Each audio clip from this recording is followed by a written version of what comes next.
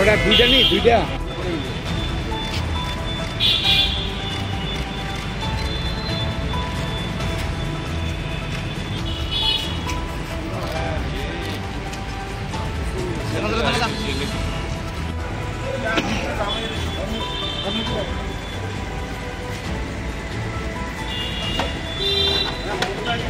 গতকালকে আমাদের একটা গোপন খবরের ভিত্তিতে একটা বাইক আমরা রিকভারি করেছি যেটার নাম্বার নেই এবং দুইজন চোরকে আমরা ডিটেন করেছি। একজন হলো আলমগীর হোসেন, অরিজিৎ হাসান, যার বাড়ি বাংলাদেশ। আলমগীর হোসেনের বাড়ি আমাদের চান্দিনামুড়া।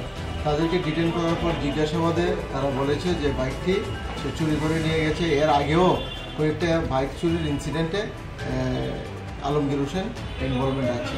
এখন আমরা একটা স্পেসিফিক কেস এই বিষয়ে নিয়েছি 73/2024 under section 382D of IPC।